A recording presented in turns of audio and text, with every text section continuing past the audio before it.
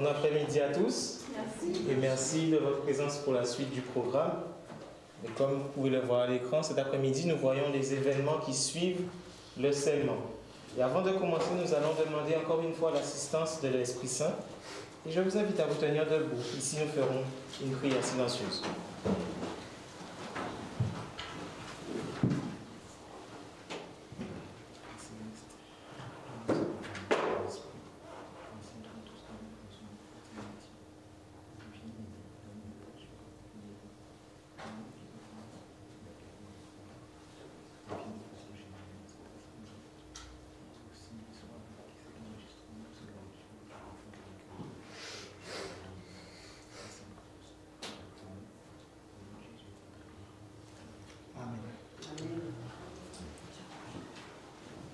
Nous allons, comme à l'accoutumée, louer notre Seigneur et nous chanterons ensemble le 208.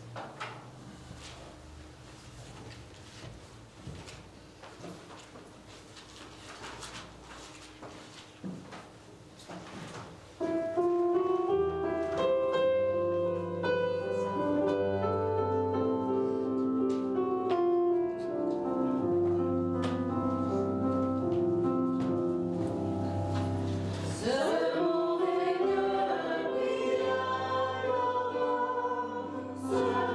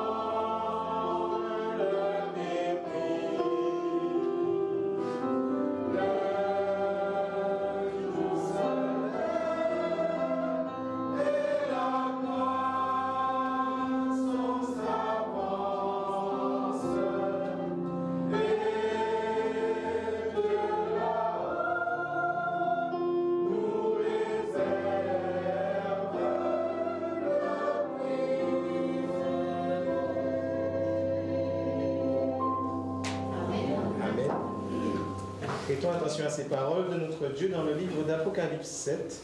Nous lirons les versets 1 à 3. Il est écrit: après cela, je vis 4 anges debout aux 4 coins de la terre. Ils retenaient les 4 vents de la terre, afin qu'il ne soufflât point de vent sur la terre, ni sur la mer, ni sur aucun arbre. Et je vis un autre ange qui montait du côté du soleil levant, et qui tenait le sceau du Dieu vivant. Il cria d'une voix forte aux 4 anges, à qui il avait été donné de faire du mal à la terre et à la mer. Et il dit: ne faites point de mal à la terre, ni à la mer, ni aux arbres, jusqu'à ce que nous ayons marqué du sceau le front des serviteurs de notre Dieu. Amen. Amen. Sur ces paroles, notre frère Albert nous conduira en prière.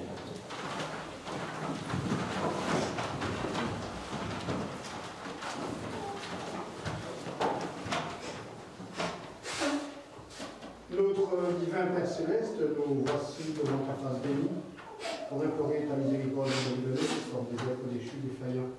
Nous venons étudier en cet après-midi ta parole de vérité. Nous te prions, Seigneur, de nous conduire, de nous aider, de nous permettre d'avoir un discernement éclairé pour pouvoir analyser ta sainte parole et pouvoir comprendre les conseils que tu nous donnes à travers ceci. Je prie de parler chacun d'entre nous ici à cette heure, que tu nous gardes, que tu nous accordes tes faveurs, ton soutien et que ton esprit nous éclaire dans le moindre choses. Je prie de bénir les frères qui m'ont parlé de ta part, accorde-leur ton Esprit Saint et veuille que tout se passe selon ta volonté. Dans la famille que tu as fait valoir.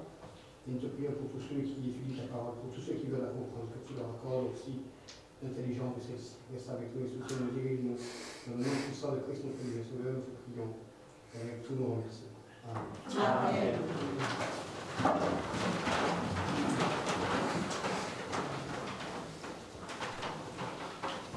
Bien, nous allons sans plus tarder commencer à regarder ensemble ces messages qui nous ont été préparés. Nous aurons cet après-midi deux parties plus courtes. Nous allons commencer avec le frère Johan qui va nous présenter les événements qui suivent le scellement, et frère Patrick s'attardera un peu plus particulièrement avec nous sur le temps de détresse pour Jacob, le temps de détresse de Jacob et le temps de trouble pour les méchants. Il y a des post-it qui sont disponibles si vous avez des questions tout au long des présentations. Et si des questions vous reviennent à l'esprit des deux premières parties, vous pouvez les noter et à la fin nous poserons toutes les questions aux intervenants accompagnés du frère Albert. Je sais qu'au il y a des post-it, mais j'en ai aussi si vous avez besoin. N'hésitez pas à demander. Et pour ceux qui sont sur YouTube, n'hésitez pas à écrire dans les commentaires vos questions. Et bien sûr, elles seront récupérées et posées à la fin. Et sans plus tarder, nous allons commencer avec notre frère Johan. Bonne écoute à tous, bonne étude.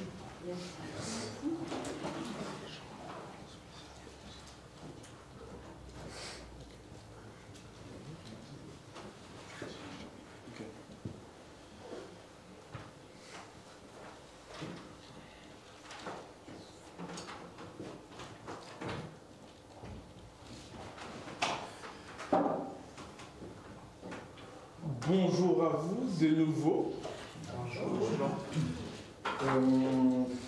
Donc dans cette partie aujourd'hui, nous allons nous concentrer surtout sur les événements qui suivent le scellement. Bien entendu, nous sommes toujours dans le thème global, serez-vous marqués du sceau de Dieu. Hier soir, nous avons pu nous attarder sur le thème peser dans la balance. Ce matin, nous avons été exhortés sur quelle vie mener à l'heure du scellement. Mais maintenant, attirons notre attention sur les événements qui suivent le scellement. Reprenons le livre d'Apocalypse au chapitre 7 et j'invite Mathis à lire les versets 1 à 3. Ça fiche ici. Après cela, je vis 4 anges debout aux 4 coins de la terre. Ils retenaient les 4 vents de la terre afin qu'il ne soufflât point de vent sur la terre, ni sur la mer, ni sur aucun arbre. Et je vis un autre ange qui montait du côté du soleil levant et qui tenait le sceau des dieux du Dieu vivant. Il cria d'une voix forte aux 4 anges à qui il avait été donné de faire du mal à la terre et à la mer. Et il dit: Ne faites point de mal à la terre, ni à la mer, ni aux arbres, jusqu'à ce que nous ayons marqué du sceau le front des serviteurs et de notre Dieu. Amen. Donc dans ces versets, plusieurs choses peuvent attirer notre attention. Il est tout d'abord fait mention de 4 anges qui retiennent les 4 vents de la terre, qui, lorsqu'ils seront relâchés, feront logiquement du mal à la terre, à la mer et aux arbres. Ils sont rejoints par un autre ange qui tient le sceau de Dieu, qui leur demande de tenir les vents jusqu'à ce que les serviteurs soient marqués du sceau de Dieu. Ces versets mettent en exergue quelque chose d'important, à savoir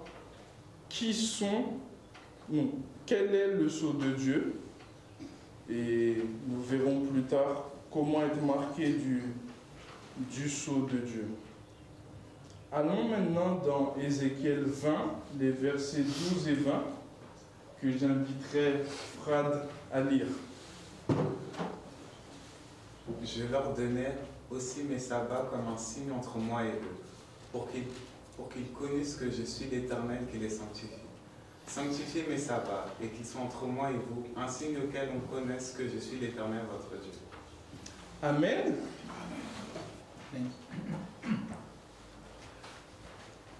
Alors, dans ces versets, nous pouvons voir plusieurs choses concernant le sabbat. D'après ce qui est écrit, il permet de savoir qui sont les enfants de Dieu, puisque c'est un signe pour qu'on connaisse que l'Éternel est notre Dieu. Il est fait mention également de sanctification, et chose que j'ai trouvée relativement intéressante, il est fait mention de sanctification, mais dans 2 directions différentes. Sur le sujet de la sanctification, il est dit que l'Éternel les sanctifie.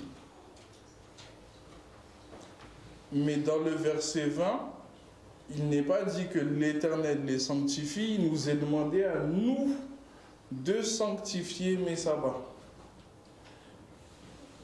On pourrait se demander, mais de quelle façon nous pouvons sanctifier les sabbats?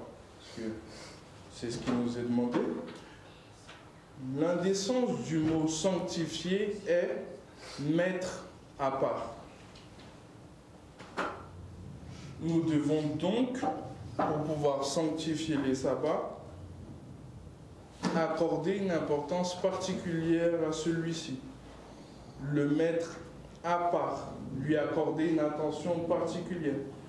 Se préparer pour le suivre comme il se doit, et qu'il soit justement pour nous une occasion d'être sanctifié par l'Éternel. Il y a une relation entre les deux. Pour être sanctifié par l'Éternel, il nous faut sanctifier les sabbats. Nous allons maintenant nous attarder sur l'état dans lequel nous nous trouverons, selon nos décisions, lorsque les vents seront relâchés. Allons maintenant dans Apocalypse 22, les versets 11 et 12, et j'invite Bastien à me lire les 2 versets. Que celui qui est injuste se rend injuste, que celui qui est souillé se souille encore, et que le juste pratique encore la justice, et que celui qui est saint se sanctifie encore. Voici, je viens bientôt, et ma rétribution est avec moi, pour rendre à chacun selon ce qu'est son œuvre. Amen.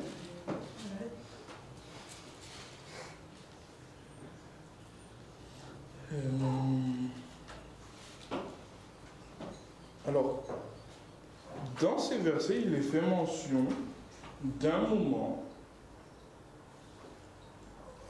où les personnes injustes n'auront plus la possibilité de devenir justes, et où les personnes qui sont justes, saintes, etc., ne pourront plus devenir injustes.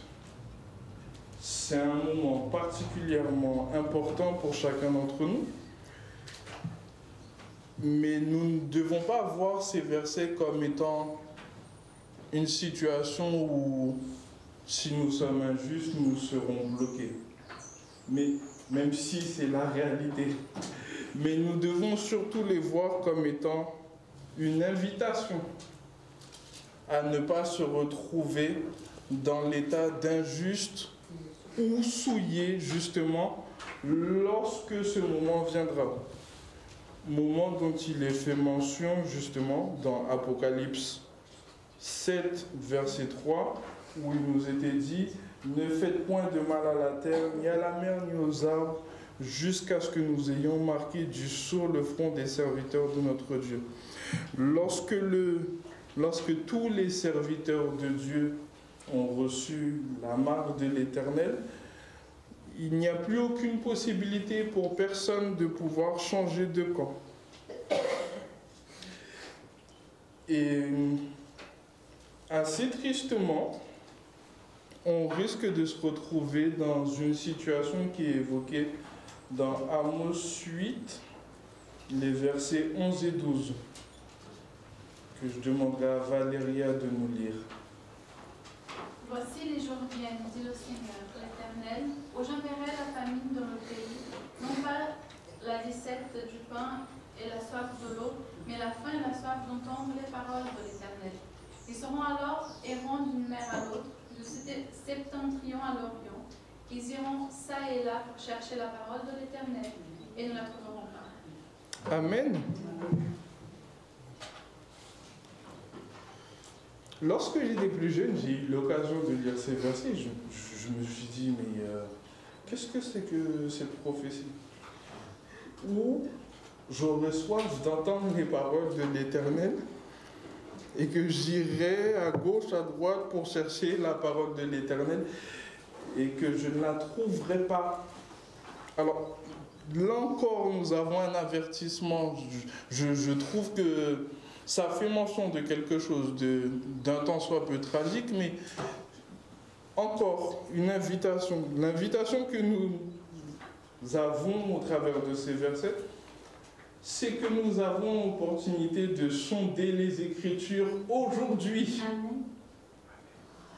Aujourd'hui, la possibilité m'est donnée de pouvoir étudier la parole de Dieu, de pouvoir lire la parole de Dieu, de pouvoir venir à l'église, écouter les frères, les sœurs, échanger sur la parole de Dieu.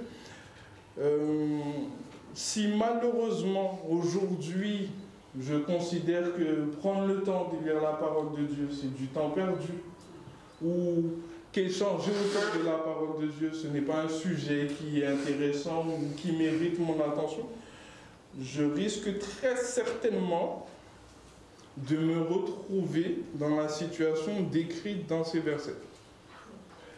Frère Albert, les questions, c'est pour la fin? Pas une question. Ok, d'accord. Très rapidement, s'il te plaît. On comprenne bien qu'il y a une importance aujourd'hui qui repose sur nous. En fait, il y a quelque chose qui repose sur nous. Nous avons la mission de faire connaître la parole de Dieu, de faire en sorte que des personnes l'entendent. Nous devons leur exposer. C'est pour ça que nous devrions inviter les gens.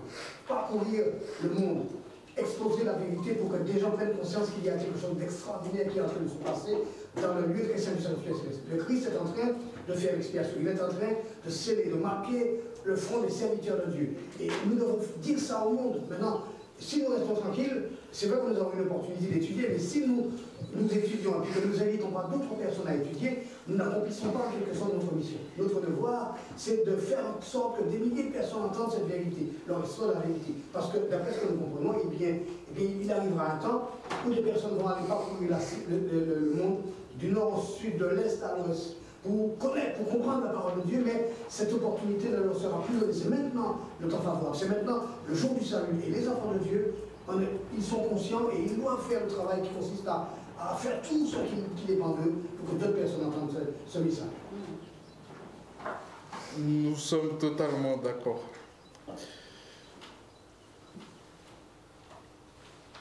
Mais avant le retour de l'Éternel, vont se dérouler quelques événements. Et pour pour voir quels sont ces événements, nous allons nous plonger dans le livre d'Apocalypse 16 et nous débuterons avec les versets 1 à 4. Et j'aimerais qu'Elio puisse les lire pour nous. Et j'entendis une voix forte qui venait du temple et qui disait aux 7 anges, allez et versez sur la terre les 7 coupes de la colère de Dieu. Le premier alla, il versa sa coupe sur la terre, et un ulcère malin et douloureux frappa les hommes qui avaient la marque de la bête et qui adoraient son image. Le second versa sa coupe dans la mer, et elle devint du sang, comme celui d'un mort, et tout être vivant mourut, tout ce qui était dans la mer. Le troisième versa sa coupe dans les fleuves et dans les sources d'eau, et il devint du sang. Amen.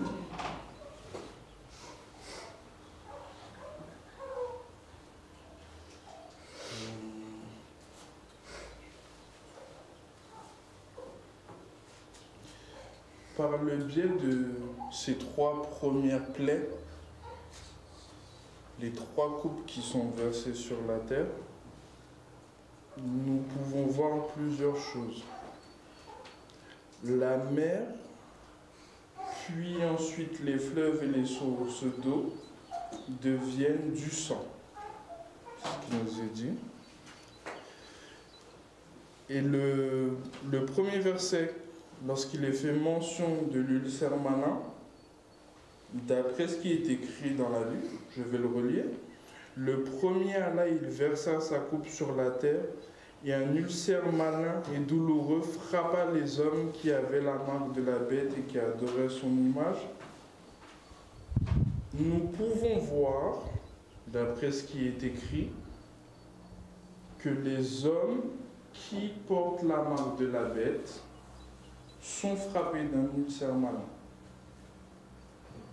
D'après ce verset, toutes les personnes qui ne font pas partie des 54 000 seront frappées d'un ulcère malin. Continuons maintenant avec les versets 8 à 12.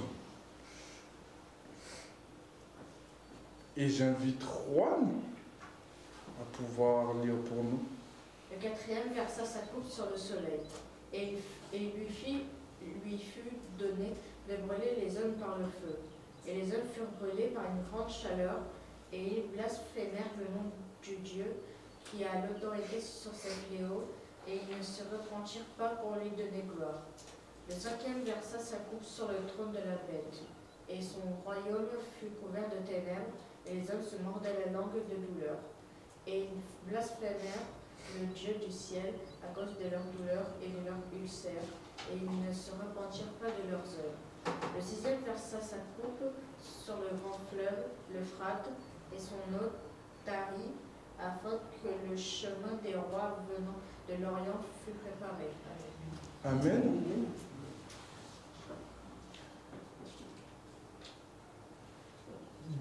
Dans ces autres plaies que la terre subira, nous voyons que la température sur terre augmentera au point de pouvoir brûler les hommes par le feu. Je ne peux pas dire quelle sera cette température, mais vraisemblablement il y aura des personnes qui seront brûlées lorsqu'il y aura cette plaie. Dans la cinquième plaie, il nous est fait mention, fait référence à ce que le frère Parpaillon évoquait hier soir, à savoir que la coupe sera versée sur le trône de la bête. La bête dont il est fait mention, nous pouvons avoir des informations à son sujet dans Apocalypse 14, le verset 9. Et un troisième ange les suivit en disant d'une voix forte, « Si quelqu'un adore la bête et son image et reçoit une marque sur son front ou sa main. » C'est de cette bête dont il est fait mention dans Apocalypse 16, le verset 10. bon, c'est pas malheureusement, de toute façon, ils blasphémèrent le Dieu du ciel à cause de leur douleur, etc. Et de toute façon, ils ne peuvent que blasphémer, que se plaindre, que se lamenter, puisque, comme nous avons vu dans Apocalypse 22, que celui qui est injuste, etc. Donc, ils sont dans une situation où il n'y a plus de repentance et donc ils ne vont pouvoir que s'entêter. Et le 6e versa sa coupe sur le grand fleuve l'Euphrate et son otarie afin que le chemin des rois venant de l'Orient fût préparé. Voyons maintenant ce qui se passe avec la 7e coupe. Et j'inviterai une personne volontaire à lire premièrement les versets 17 à 18. Apocalypse 16, versets 17 et 18. Le 7e versa sa coupe dans l'air, et sortit du temple du trône une voix forte qui disait « C'en est fait ». Il y eut des éclairs, des voix, des tonnerres, et un grand tremblement de terre, tel qu'il n'y avait jamais eu depuis que l'homme est sur la terre, un aussi grand tremblement. Amen. Amen. Et j'invite une autre personne à lire les versets 20 et 21. Et toutes les îles s'enfuirent, et les montagnes ne furent pas retrouvées. Et une grosse grêle, dont les grelons pesaient un talent, tomba du ciel sur les hommes. Et les hommes blasphémèrent Dieu à cause du fléau de la grêle, parce que ce fléau était très grand. Amen. Amen. Alors, dans cette dernier plaie, il est fait mention de plusieurs choses, en l'occurrence d'un tremblement de terre comme il n'y en a jamais eu. Il nous est fait part également d'une voix qui dit « c'en est fait ». On nous parle des îles et des montagnes, mais ce qui m'a surtout interpellé, c'est une grosse grêle avec des grêlons pesant un talent. On n'est pas au clair sur ce qu'est le poids d'un talent. Il y a plusieurs idées sur la question, donc, mais ça pèse beaucoup. Pour tout vous dire, lorsque j'ai pu lire ceci étant plus jeune, Apocalypse 7 justement et toutes les plaies, j'étais plutôt terrifié. Je n'étais pas très à l'aise à l'idée de voir les eaux transformées en sang ou le soleil en capacité de me brûler, etc. Mais en grandissant, j'ai pu prendre conscience que ces versets qu'on a pu voir dans Apocalypse 16 ne sont pas là pour nous effrayer.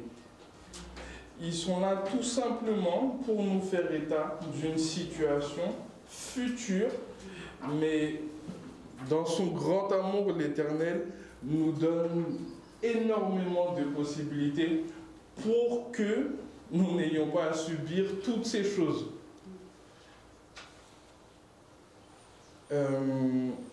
Et que nous soyons donc justement marqués par le sceau de Dieu. Même si je dois dire que par curiosité, à chaque fois qu'il y avait de la grêle qui tombait régulièrement, lorsqu'il pleut de temps en temps et qu'il y a des grêlons, je m'imagine à quoi ressemblerait un grêlon d'un talent. Et je me disais toujours que j'aurais aimé voir, pas qu'il tombe sur moi, ni sur personne, ni sur les maisons de qui que ce soit, mais voilà. C'est un moment terrible qui nous attend, mais l'opportunité nous est donnée de nous préparer de façon à ne pas subir ces fléaux, tout simplement, et d'être préservés si nous sommes marqués par le sceau de Dieu. Je prendrai un petit texte que nous pouvons trouver dans l'Esprit de prophétie, le livre de la tragédie des siècles, à la page 681, la deuxième partie. Ces plaies ne seront pas universelles. autrement les habitants de la terre périraient tous. Elles compteront toutefois parmi les plus terribles qui aient frappé les mortels. Tous les fléaux dont les hommes ont souffert avant la fin du temps de grâce ont été mélangés de miséricorde. Le sang de Jésus offert en leur faveur a toujours préservé les méchants du juste salaire de leur iniquité. Mais sous les plaies finales, la colère de Dieu sera versée sans pitié. Amen. Nous terminerons cette partie avec le texte se trouvant dans le livre de Daniel chapitre 12, le verset 1.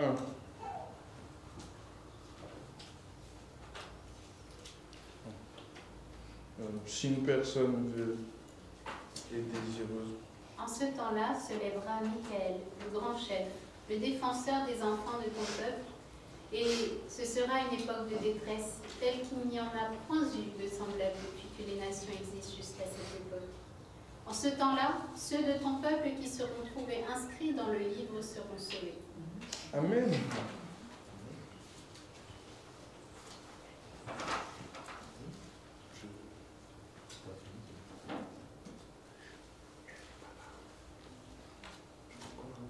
Ok.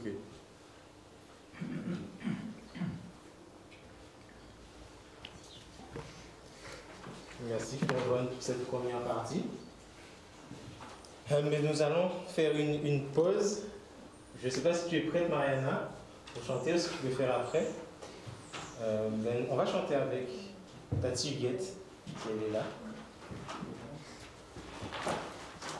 Comme on connaît le chant, alors nous, si Tati Huguette n'est pas là, on va chanter ensemble.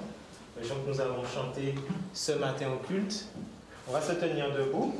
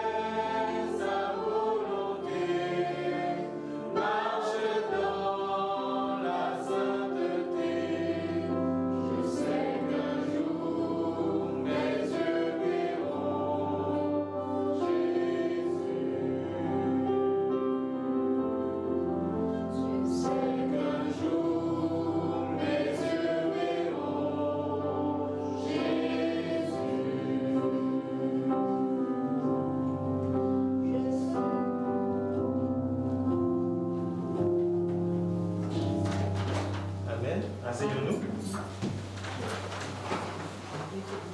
Nous avons terminé cette première partie avec un appel qui nous était fait. Est-ce que vous vous rappelez de cet appel de Daniel 12? Pour être sauvé, qu'est-ce qu'il fallait? Quelle devait être la condition décrite dans Daniel 12 pour qu'on soit sauvé? Ne le remets pas, il faut qu'on voit s'il s'en rappelle, Clotilde. Qui étaient ceux qui pouvaient... Ceux qui sont inscrits? Et qui gardent la loi. Sœur Jacqueline? Qui sont inscrits dans le livre de vie. Exactement. Exactement. Il est écrit dans Daniel 12, nous allons le relire ensemble, En ce temps-là se lèvera Michael, le grand chef, le défenseur des enfants de ton peuple, et ce sera une époque de détresse telle qu'il n'y en a point eu depuis que les nations existent jusqu'à cette époque. En ce temps-là, ceux de ton peuple qui seront trouvés inscrits dans le livre seront sauvés. Pour étudier ensemble cette partie, ce temps de détresse, cette situation terrible dont il est fait mention dans Daniel 12, verset 1, nous allons poursuivre avec le frère Patrick qui va nous placer dans des deux côtés de la barrière, le peuple de Dieu et ceux qui sont perdus. Puissions-nous écouter cette partie, puissions-nous disposer nos cœurs et n'oubliez pas, si vous avez des questions, notez-les pour qu'elles soient posées à la fin.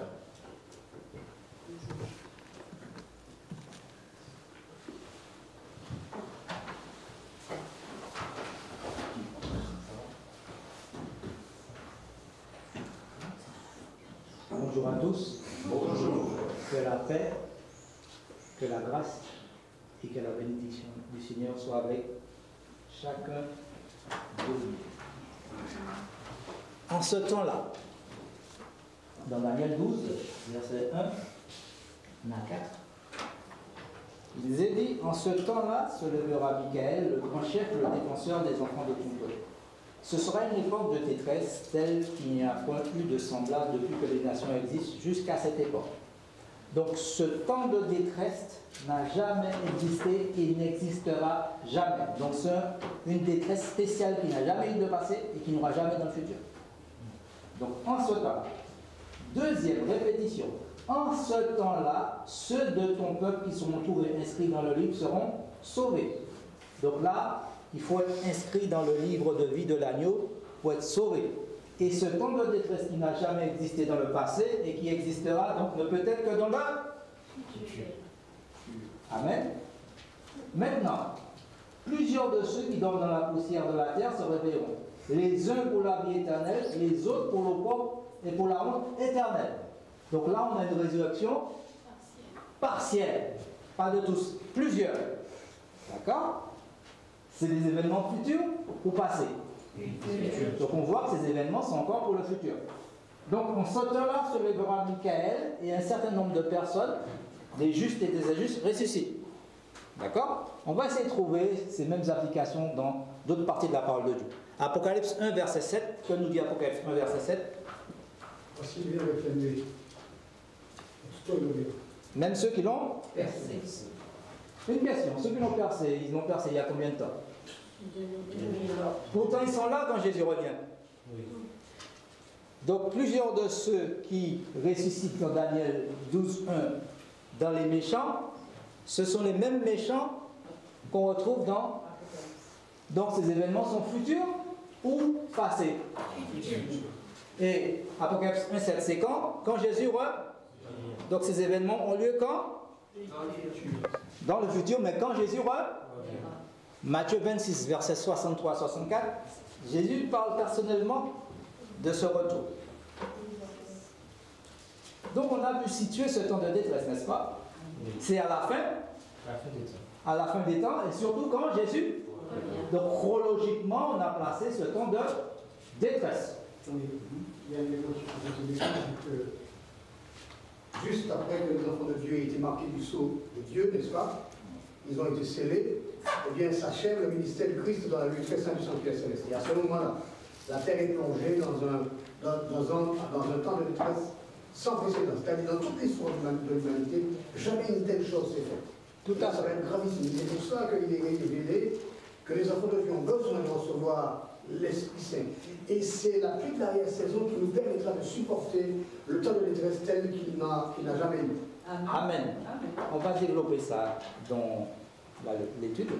Donc dans Matthieu 26, versets 63-64, Jésus donne encore une explication de ce temps. Lorsque il est apparu devant Caïphe et devant le Sanhédrin, et il aura dit quelque chose aux principaux sacrificateurs et aux hommes importants de ce temps-là. Au verset 63 et 64 de Matthieu 26, Jésus leur dit, Jésus garda le silence. Et le souverain sacrificateur, prenant la parole, lui dit, je t'adjure par le Dieu vivant de nous dire si tu es le Christ, le Fils de Dieu. Jésus répondit, tu l'as dit. Et là, Jésus va leur donner un élément supplémentaire. De plus, je vous le déclare, vous verrez désormais le Fils de l'homme assis à la droite de la puissance de Dieu et venant sur les nuées des cieux. Donc ceux qui l'ont percé, ceux qui ont participé à sa condamnation, le verront venir. Pour cela, ils doivent ressusciter avant, donc ce qu'on appelle une résurrection partielle. Oui. Il n'y a pas que eux, il y a d'autres personnes qui vont le voir. Tous les ennemis du Christ, dans l'histoire, seront debout pour le voir. Les ennemis les plus acharnés seront réveillés pour qu'ils le voient venir dans sa gloire. Tout à fait. Ces révélations nous sont données dans les témoignages. Donc, prenons quelques événements que Dieu a révélés dans le passé pour comprendre ce qui va se passer dans le futur. Donc, nous avons l'histoire de ce qui s'est passé au temps de la reine Esther et de temps de son époux, le roi. Comment il s'appelle le roi? Assu. Donc, prenons Esther 3, versets 8 à 15. Esther 3, et je demanderai à quelqu'un dans l'Assemblée de le lire. Esther 3, versets 8 à 15.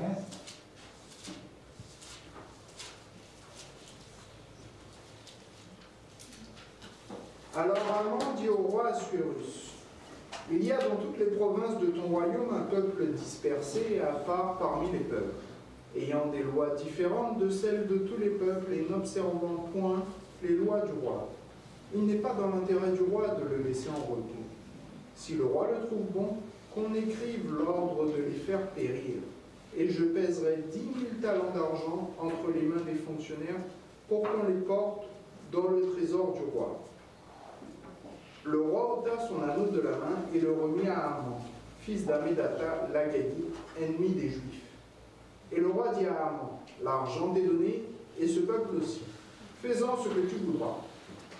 Les secrétaires du roi furent appelés le 13e jour du premier mois, et l'on écrivit, suivant tout ce qui fut ordonné par Haman, au satrape du roi, au gouverneur de chaque province et au chef de chaque peuple, à chaque province selon son écriture, et à chaque peuple selon sa langue. Ce fut au nom du roi Assuérus que l'on écrivit, et on scella avec l'anneau du roi. Les lettres furent envoyées par les courriers dans toutes les provinces du roi, pour qu'on détruisît, qu'on tuât et qu'on fît périr tous les Juifs, jeunes et vieux, petits enfants et femmes, en un seul jour, le 13e jour du 12e mois, qui est le mois d'Adar, et pour que leurs biens fussent livrés au pillage. Ces lettres renfermaient une copie de l'édit qui devait être publié dans chaque province et invitaient tous les peuples à se tenir prêts pour ce jour-là. Les courriers partirent en toute hâte d'après l'ordre du roi. L'édit fut aussi publié dans Suse, la capitale, et tandis que le roi et Haman étaient à boire, la ville de Suse était dans la consternation. Amen. Amen. Donc on voit qu'il y a un décret dans le passé pour éradiquer un peuple qui avait des lois différentes et une façon différente d'adorer Dieu. Donc, c'était une tentative d'extermination. On va avoir un autre petit décret pour mettre de l'eau à notre moulin. Daniel 5, versets 8 à 12. J'invite quelqu'un dans l'Assemblée à le lire. Daniel 5, versets 8 à 12. Et vous verrez que chaque fois, ces tentatives d'extermination s'étaient dirigées vers toujours qui? Ceux qui adoraient le vrai Dieu. Alors, Daniel 5, versets 8 à 12, tous les sages du roi entrèrent, mais ils ne purent pas lire l'écriture et en donner au roi l'explication. Sur quoi le roi Belshazzar fut très effrayé, il changea de couleur et ses grands furent consternés. La reine, à cause des paroles du roi et de ses grands, entra dans la salle du festin et prit ainsi la parole. Ô roi, vis éternellement, que tes pensées ne te troublent pas, et que ton visage ne change pas de couleur. Il y a dans ton royaume un homme qui a en lui l'esprit des dieux saints, et du temps de ton père, on trouva chez lui des lumières, de l'intelligence, et une sagesse semblable à la sagesse des dieux. Aussi, le roi Nebuchadnezzar, ton père, le roi, ton père, l'établit chef des magiciens, des astrologues, des chaldéens et des devins. Amen. Amen. Donc, est-ce que à notre époque qui ont un décret similaire qui ressemble à ces décrets du passé. Oui. Apocalypse 13, versets 11 à 16.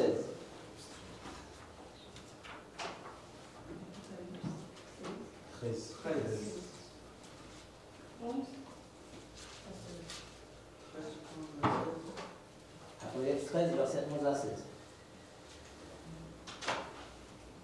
Puis je vis monter de la terre une autre bête qui avait deux cornes semblables à celles d'un agneau et qui parlait comme un dragon. Elle exerçait toute l'autorité de la première bête en sa présence et elle faisait que la terre et ses habitants adoreraient la première bête, dont la blessure mortelle avait été guérie. Elle opérait de grands prodiges, même jusqu'à faire descendre du feu du ciel sur la terre à la vue des hommes. Donc, jusqu'à 16 ou 13? Jusqu'à 16. Donc, au verset 15 particulièrement, qu'est-ce qu'il y a? Elle s'est arrêtée au 13. À 16.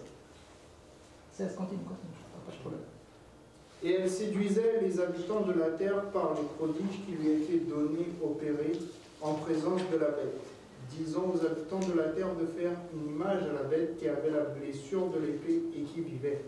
Et il lui fut donné d'animer l'image de la bête, afin que l'image de la bête parlât, et qu'elle fit que tous ceux qui n'adoreraient pas l'image de la bête fussent tués.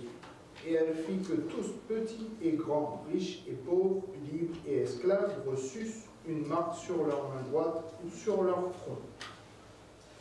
Donc on voit que dans le futur, il y aura un même décret qui sera voté pour éradiquer qui, encore une fois? Toujours les empêcheurs de tourner en rond d'après le système mis en place par le prince des ténèbres. Je vais dire quelque chose tout à l'heure de très intéressant. À quel moment est-ce que, pendant que Jésus intercède pour son peuple, dans le Lévitique 17, 13, 5, est-ce que ces plaies peuvent tomber? À quel moment ces plaies peuvent tomber? Est-ce que pendant que Jésus est dans le lieu très saint? Est-ce que quand Jésus est sorti du lieu très saint? À quel moment? Affirmatif. Tant que Jésus intercède pour nous, il est notre intercesseur. D'accord? Il est dit dans 1 Timothée 2,5, qu'est-ce qu'il est dit? 1 Timothée 2, verset 5.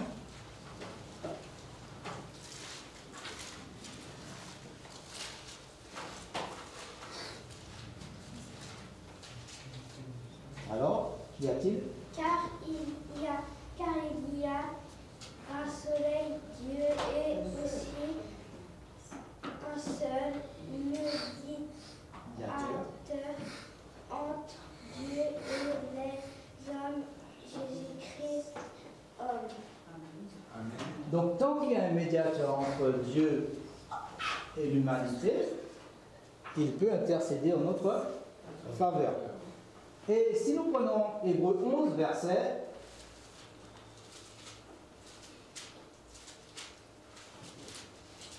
9,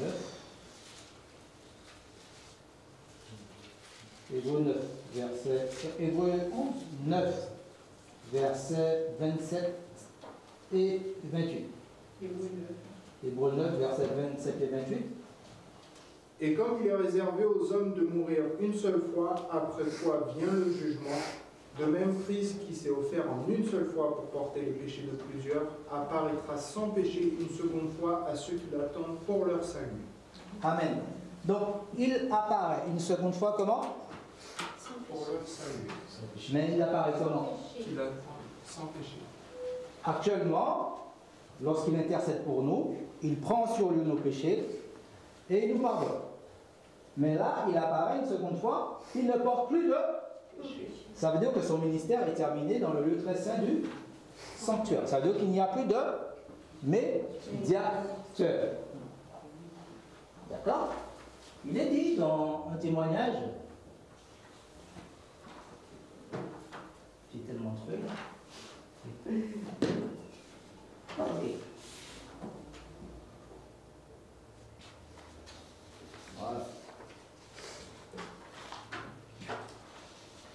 Donc, il est dit, je vis que 4 anges retenaient les vents jusqu'à ce que l'œuvre de Christ dans le sanctuaire fût achevée.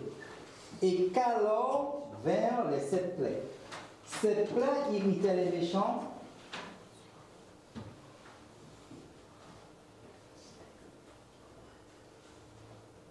Ces plaies irritaient les méchants contre les bons, donc contre les serviteurs de Dieu.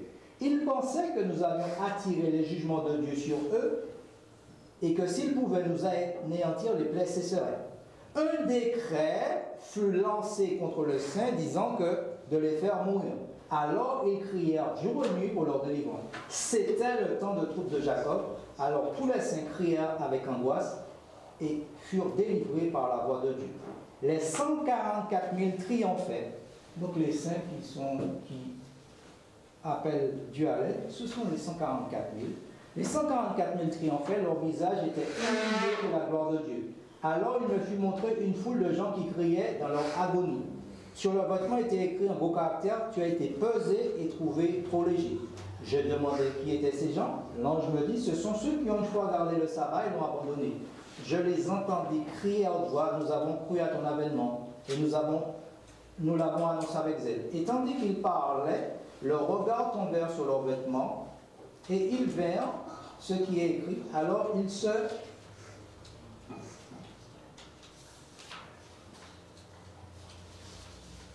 se lamentèrent. Je vis qu'ils avaient bu aux eaux profondes et foulé le reste aux pieds. Foulé aux pieds le sabbat, et qu'à cause de cela, ils avaient été pesés et trouvés légers. Ça, c'est dans Premiers Écrits, page 36 à 37. Un autre texte dans Premiers Écrits, page 85, il est dit, les plaies se produisent après que Jésus est sorti du sanctuaire. À l'occasion de la conférence générale, réunissant les croyants à la vérité présente et tenue à Sutton, dans le Vermont, en 1850, il me fut montré que les 7 dernières plaies seront répondues après que Jésus aura quitté le sanctuaire. L'ange dit, c'est la colère de Dieu et de l'agneau qui cause la destruction ou la mort des méchants. À la voix de Dieu, les saints seront impuissants. Non, à la voix de Dieu, les saints seront puissants comme une armée sous les drapeaux, mais ils n'exécuteront pas les jugements écrits. L'exécution du jugement aura lieu à la fin des 1000 ans. Donc les saints ne sont pas les exécutants de ce jugement, mais c'est Dieu qui va exécuter ce jugement par les temps de feu qui est la seconde mort. Donc tant que Christ est dans le sanctuaire, tant qu'il intercède, il porte nos péchés. Une fois qu'il sort du sanctuaire, il n'intercède plus, il ne porte plus mes péchés, il n'y a plus d'intercesseur. À ce moment-là, les 7 plaies, qu'on appelle aussi la colère de Dieu, Apocalypse 16, verset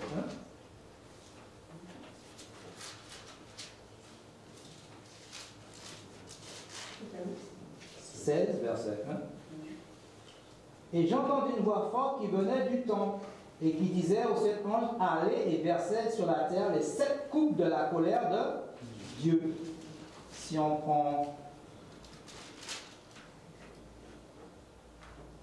Apocalypse 15, verset 1, donc on a lu le 16, on va lire le 15, 1. Puis je vis dans le ciel un autre signe grand et admirable.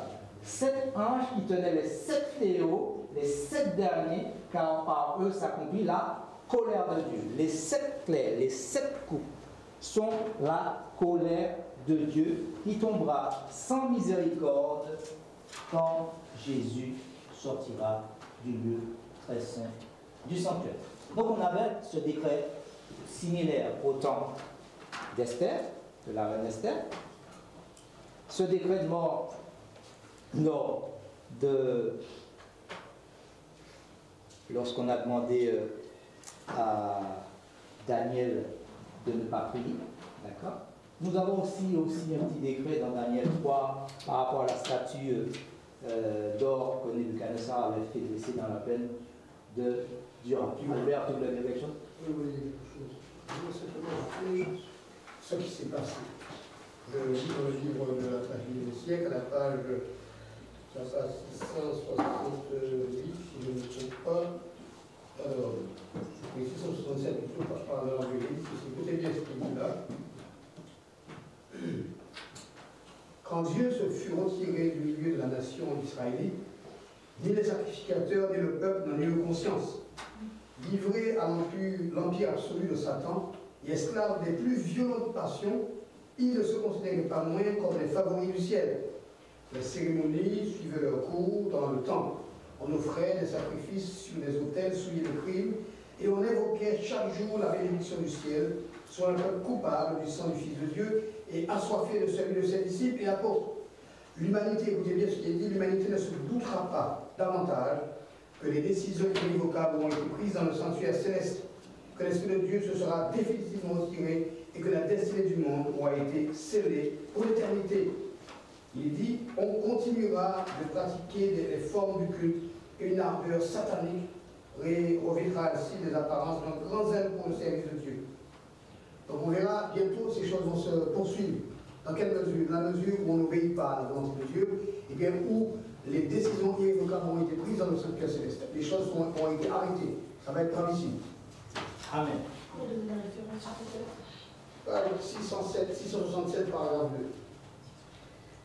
Donc, on a vu le cas au temps d'Esther,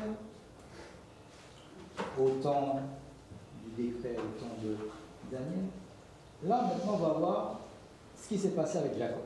Jérémie 30, verset 7. On va. Jérémie 30, verset 7, quelqu'un peut le lire? On va parler de la détresse de Jacob qui sera similaire à celle du peuple de Dieu à la fin des temps. 37.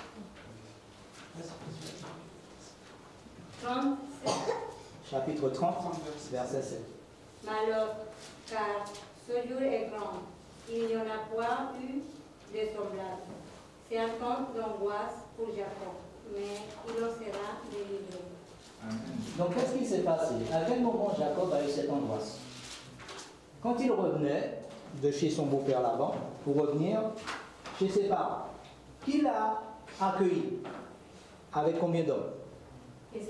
Ésaü voulait 400 voulait. Il venait avec des bonnes intentions ou avec des mauvaises intentions? Et à ce moment-là, l'angoisse a commencé. D'accord? D'accord? Mais allons dans Genèse pour voir ça de plus près. Pour comprendre.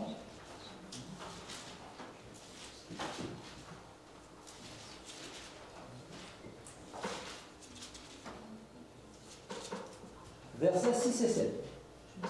Genèse 32, versets 6 et 7.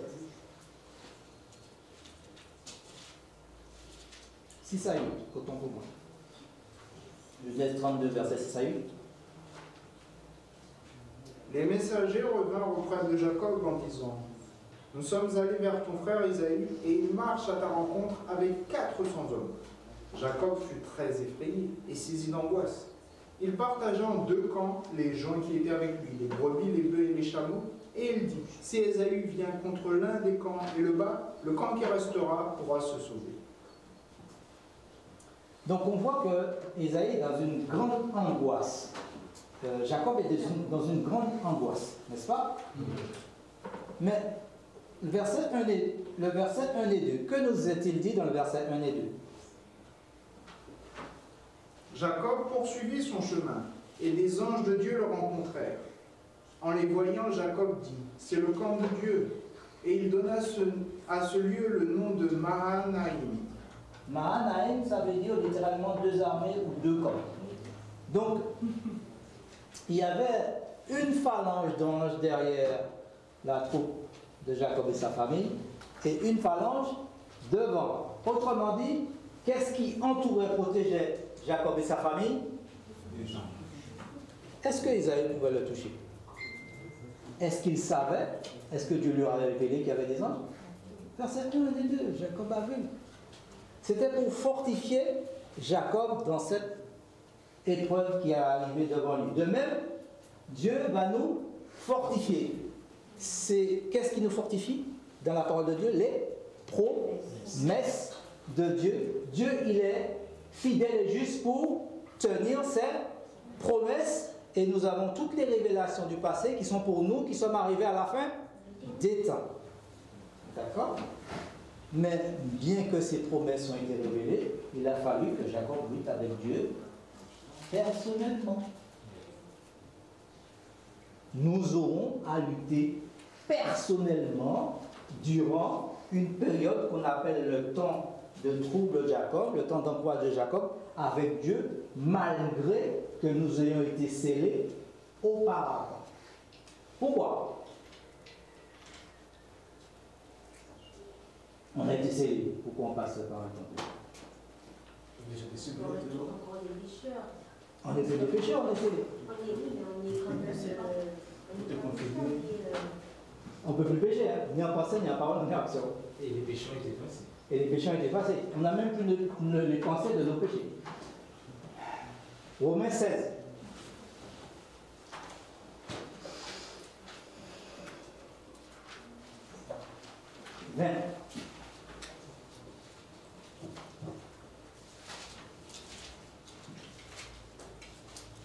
Le Dieu de paix écrasera bientôt Satan sous vos pieds. Que la grâce de notre Seigneur Jésus-Christ soit avec vous. Le Dieu de la paix écrasera bientôt Satan sur quel pied? Les pieds de qui? De l'Église? Oui. C'est pas les pieds de... C'est pas Christ qui écrase la tête des enfants. Non, c'est l'Église. À quel moment? Vous savez quand Saül, avec les décrets des dirigeants de Jérusalem, se rendait à Damas pour persécuter l'Église. Jésus lui est apparu. Qu'est-ce que Jésus lui a dit? Pourquoi meurt? C'est Saul. Oui, c'est ça. Ça dépend des traditions. Non, vous savez, on pense au premier roi. Non, j'ai dit quand sur le chemin de Damas. Bon, pas grave. Ça, Saul. Ok? Quand Saul se rendait sur le chemin de Damas, Jésus lui est apparu. Il a dit, pourquoi me persécutes-tu? Qui c'est qui persécutait là? Jésus, par le biais de qui? Donc comment Satan va avoir la tête sous les pieds de l'Église? Comment? Premiers écrits, page 15.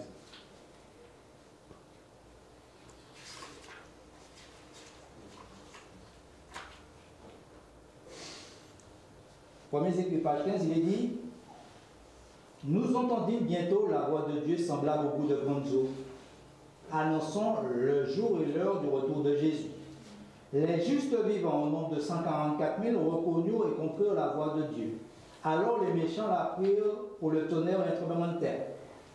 Quand Jésus a parlé à Paul, il a entendu, mais ceux qui étaient avec lui ont entendu comme une voix de tonnerre. D'accord? Lorsque Dieu annonça le temps, il répandit sur nous le Saint-Esprit. Pourtant, la pluie d'arrière-saison avait déjà été répandue, mais il donne une autre portion de Saint-Esprit. À ce moment-là, nos visages en furent illuminés et en reflétèrent la gloire divine, comme celui de Moïse alors qu'il descendait du mont Sinaï. Quand Moïse est descendu du mont Sinaï, il était glorieux et on a été obligé de le voiler car il abritait la population. Les 144 000 étaient tous scellés et parfaitement unis. Seuls les 144 000 sont scellés et parfaitement unis. Sur le front se lisaient ces mots: Dieu, Nouvelle Jérusalem, et on y voyait une étoile glorieuse contenant le nom nouveau de Jésus. Notre état heureux et saint enflammait la colère des méchants. Ils se précipitèrent sur nous avec violence pour nous appréhender et nous jeter en prison. Nous levâmes la main et au nom du Seigneur Jésus, ils tombèrent impuissants sur le sol. Alors la synagogue de Satan sut que le Seigneur nous avait aimés et nous qui pouvions nous laver mutuellement les pieds et saluer les frères par un saint baiser. Lorsque, à la voix de Dieu, le peuple de Dieu, par l'alliance de paix, a été glorifié, ils ont levé les mains et la synagogue de Satan est tombée. De même que quand Paul persécutait l'Église, il persécutait le Christ, lorsque la synagogue de Satan est tombée, Romains 16, 20 a commencé à se réaliser et se terminera après les 1000 ans. Ça va? Je n'ai pas été trop vite? Hein? Un peu. Donc je vous invite à relire Premiers Écrits, page 15, pour bien saisir la chose. Sinon, je n'aurai pas assez de temps. Ok? Continuons. Donc, le peuple de Dieu, dans Ésaïe 28, prenons Ésaïe 28, verset 21.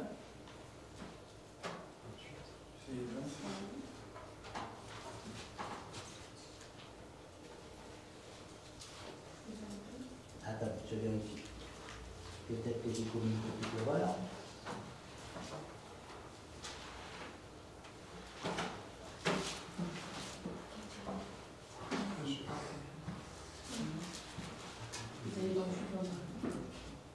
C'est 26.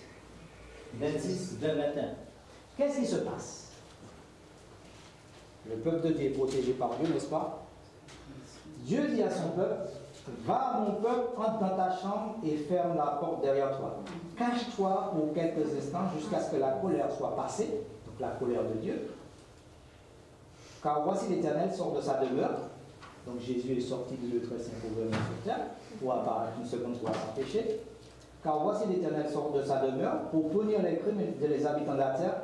La terre mettra le sang à nu, elle ne couvrira plus les meurtres. Nous savons que pendant les plaies, il y aura vraiment des morts par millions et millions. Plaise à Dieu que nous soyons, de nous efforcer de faire partie des 144 000. Il nous a dit, travaillez sur page 667-668, on déclarera qu'on ne doit pas tolérer les quelques individus qui résistent à une institution de l'Église et à une loi de l'État. Qu'il est préférable de les sacrifier plutôt que de plonger des nations entières dans la confusion et l'anarchie. Il y a 18 siècles, les chefs du peuple se servaient de ce même argument contre Jésus.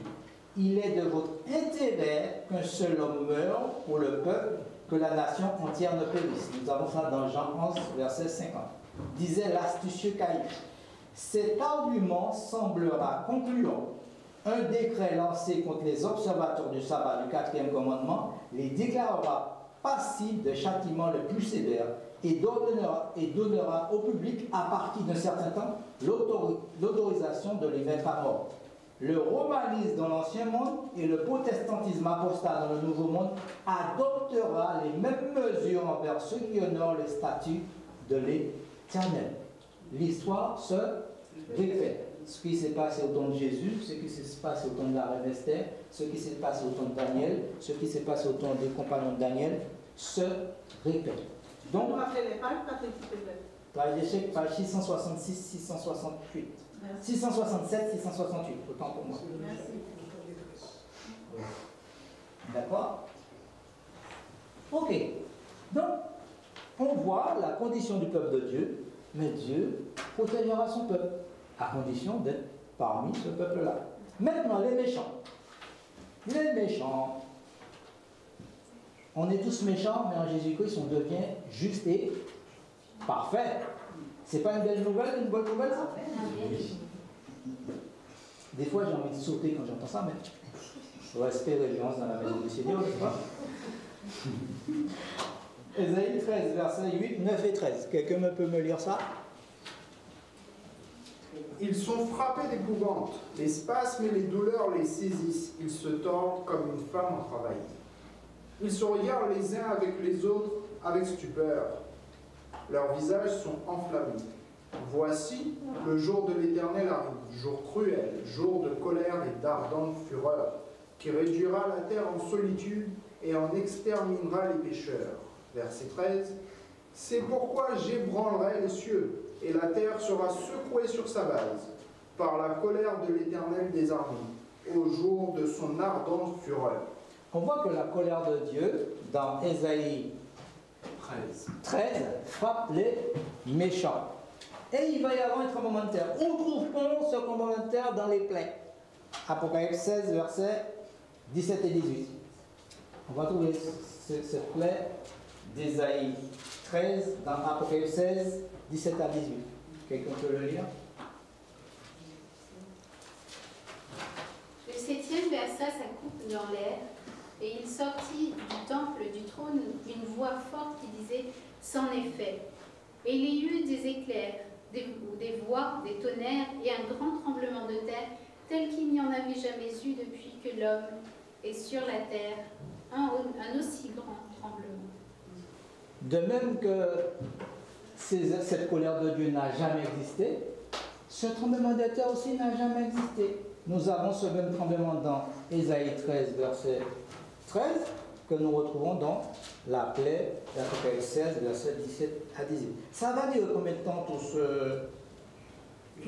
ce problème-là contre les méchants, et puis nous, on va être dans une angoisse terrible. Ça va durer combien de temps? Une année à peu près. Est-ce que c'est vrai? Ésaïe 34, verset 8.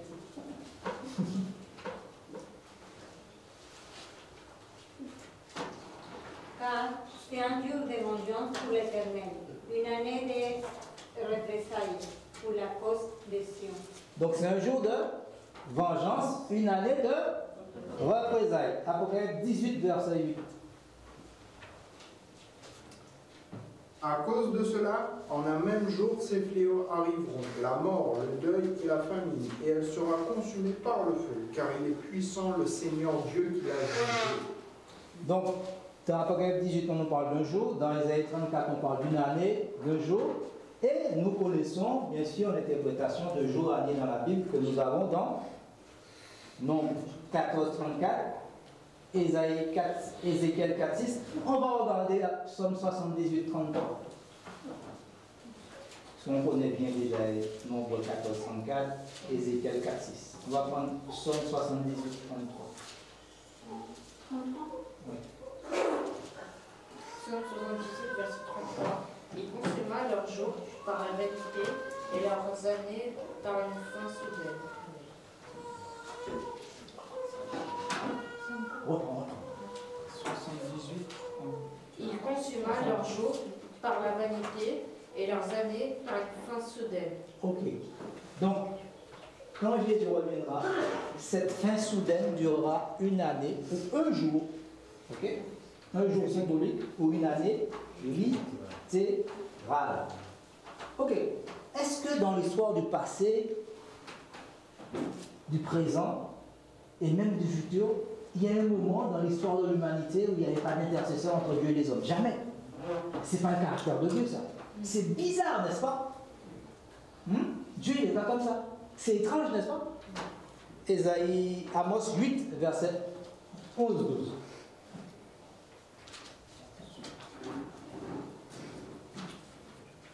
Il y a une réponse à ça. Amos 8, verset 11 à 12. Voici les jours viennent, dit le Seigneur, l'Éternel, où j'enverrai la famine dans le pays, non pas la disette du pain et la soif de l'eau, mais la faim et la soif d'entendre les paroles de l'Éternel. Ils seront alors errants d'une mer à l'autre, du septentrion à l'orient.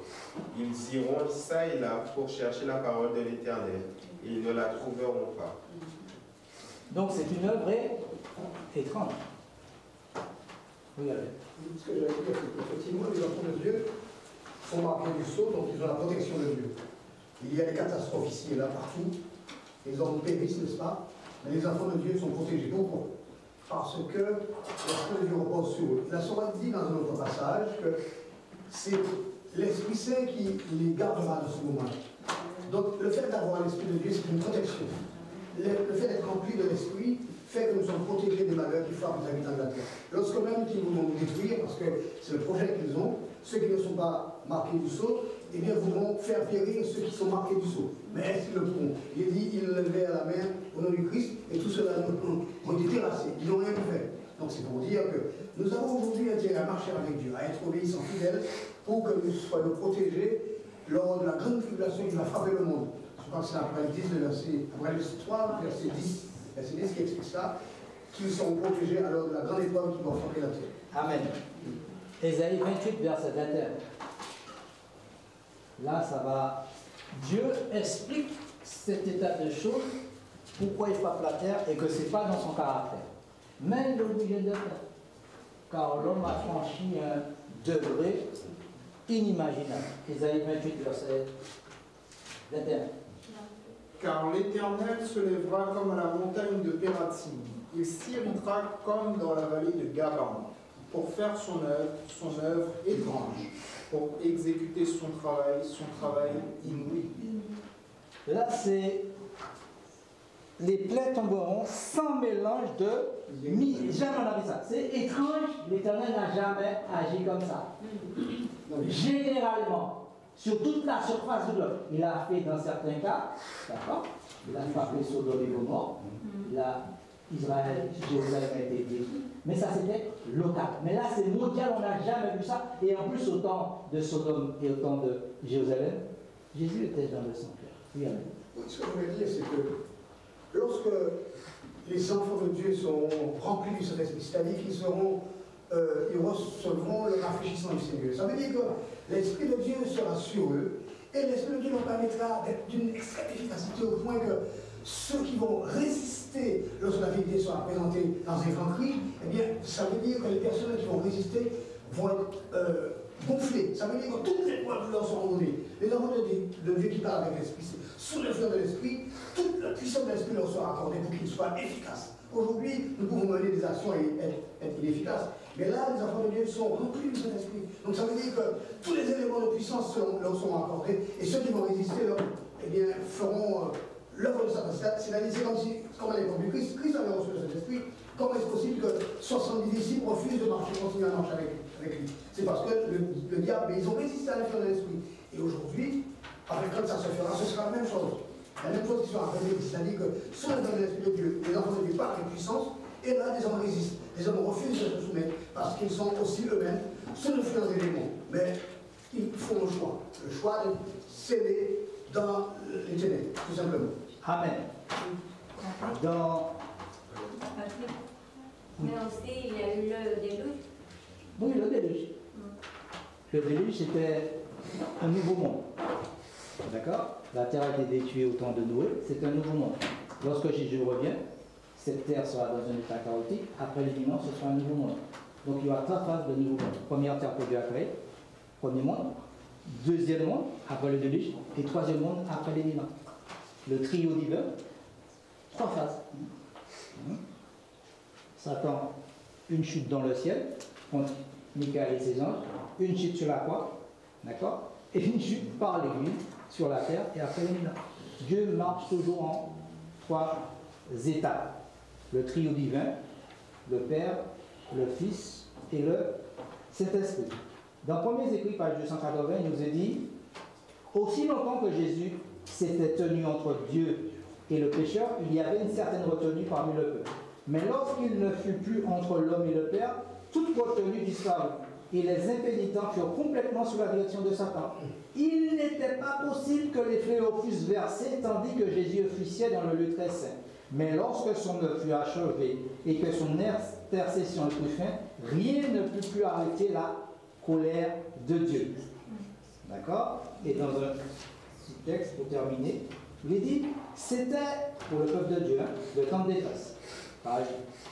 La page précédente, c'était la page 280, maintenant nous sommes à la page 282 et 283. Il est dit, je vis les saints quitter les villes et les villages, se réunir par groupe et vivre dans les lieux les plus retirés. Les anges leur apportaient la nourriture et l'eau, alors que les méchants souffraient de la faim et de la soif. Amen. Il y en a qui vont manger, il y en a qui ne vont pas manger. Ils ne pourront pas aller chez Carrefour, ou chez McDo. D'accord? Ok? 283. Dieu voulait être honoré en faisant alliance avec eux, avec ceux qui avaient observé sa loi. Dieu veut être honoré, c'est pour ça qu'il permet que le peuple passe par le temps de trouble de Jacob. Dieu voulait être honoré en faisant alliance avec eux qui avaient observé sa loi à la vue des païens qui les entouraient. Et Jésus voulait aussi être honoré. Donc le Père veut être honoré, mais le Fils veut être honoré. En enlevant au ciel sans qu'ils eussent passé par la mort. La mort du décret de mort qui a été voté pour les détruire. Pas la mort là, parce que dans les 144 000, il y a ceux qui ressuscitent dans la résurrection parfaite. On parle du décret de mort. Donc quand les gens vous disent qu'ils ne passent pas par la mort, c'est la mort du décret de mort, d'accord? Donc Jésus voulait aussi être honoré en enlevant au ciel sans qu'il eussent passé par la mort. Ces fidèles qui l'avaient entendu si longtemps. Bientôt je vis les saints dans une grande angoisse, le temps d'angoisse de Jacob. Il paraissait être entouré par les méchants habitants de la terre. Tout semblait se liguer contre eux. Quand Ésaü débat contre Jacob, tout semble se liguer contre lui. Mais si leurs yeux avaient pu être ouverts, donc Dieu a ouvert partiellement les yeux de Jacob, mais pas en totalité. Nos yeux sont ouverts partiellement par rapport aux promesses, mais le moment viendra où Dieu va nous ratifier la promesse et l'alliance de paix. Mais si leurs yeux avaient pu être ouverts, ils auraient vu autour d'eux des anges de Dieu. Puis je vis la foule des méchants irrités, et ensuite une multitude innombrable de mauvais anges poussant les méchants à faire mourir les saints.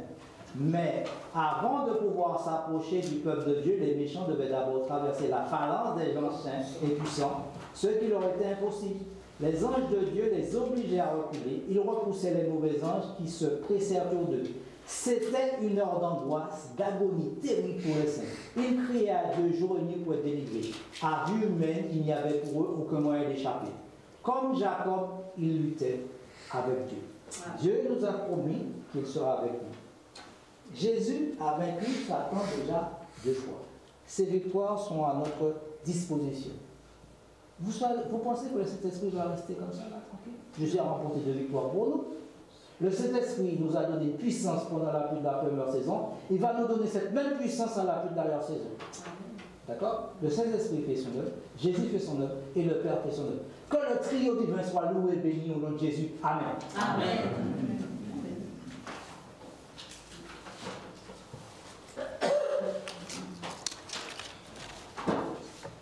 Merci mon frère pour cette seconde partie. Est-ce que vous avez déjà des questions? J'ai reçu déjà quelques questions pendant le service. Est-ce que vous avez d'autres questions que vous voudriez poser pour la fin? Oui. Oui? Tu as déjà envoyé? D'accord. Tu peux noter si tu veux comme ça. Ou tu veux poser directement? Oui. Ok. Avant de passer au moment de questions, ok. Avant de passer au moment de questions, nous allons laisser Joanne conclure en quelques mots cette partie.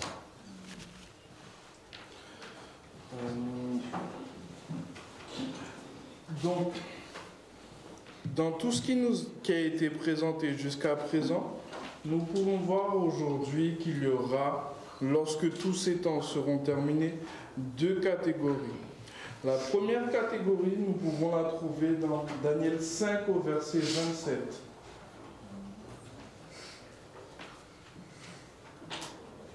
Pesé, tu as été pesé dans la balance et tu as été trouvé léger. Puissions-nous ne pas être dans cette catégorie? Et la seconde catégorie, nous pouvons la trouver dans l'Apocalypse 7, les versets 13 à 15. Et l'un des vieillards prit la parole et me dit, ceux qui sont revêtus de robes blanches, qui sont-ils et d'où sont-ils venus? Je lui dis, mon Seigneur, tu le sais. Et il me dit, ce sont ceux qui viennent de la grande tribulation. Ils ont lavé leurs robes et ils les ont blanchies dans le sang de l'agneau. C'est pour cela qu'ils sont devant le trône de Dieu et le servent jour et nuit dans son temple. Celui qui est assis sur le trône dressera sa tente sur eux. Amen. Amen. Puissions-nous dès aujourd'hui faire partie des personnes dont il est fait mention dans ces quelques versets, que nous blanchissions chacun d'entre nous nos robes dans le sang de l'agneau, et que lors de son retour, nous puissions être trouvés sur la mer de Verre. Amen. Amen. Amen. Je vais appeler Mariana, si elle est là.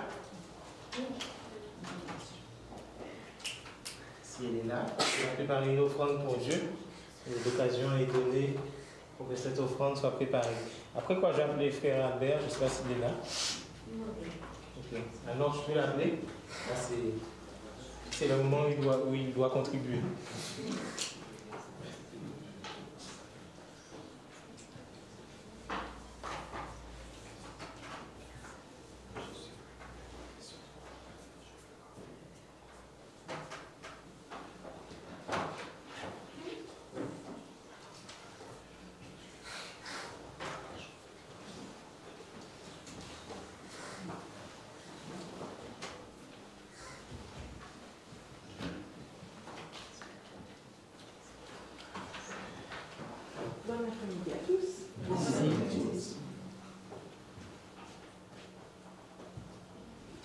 la majesté du ciel dans sa grandeur glorieuse sur la mer de verre, accepte les hommages de ses vaillants héros, fidèles gardiens de sa sainte loi. Précieux joyaux, 144 000 justes, prémices de Dieu, sacerdoce royal, sur la montagne, dans son saint temple, à jamais ils officieront.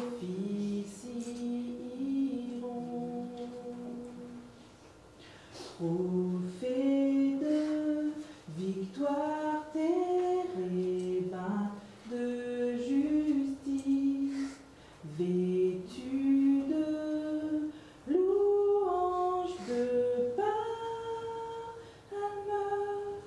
d'arpes d'or, il se dirige avec la foule vers Jérusalem, lieu de repos. Précieux joyaux,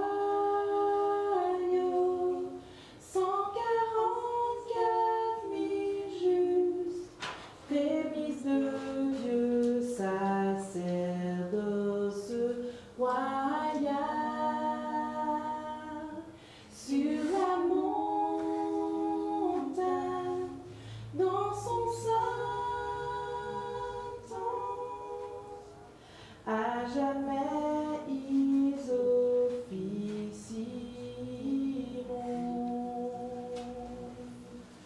Précieux joyaux, 144 000 justes, prémices de Dieu, sacerdoce royal, sur la montagne, dans son saint temple, à jamais ils officieront.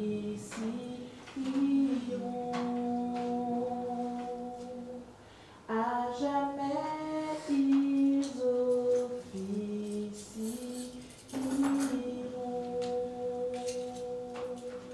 Amen. Nous allons passer au moment de questions et de réponses. Frère Albert, je t'invite que tu puisses venir répondre aux questions avec Frère Johan, Frère Cicero et Frère Patrick.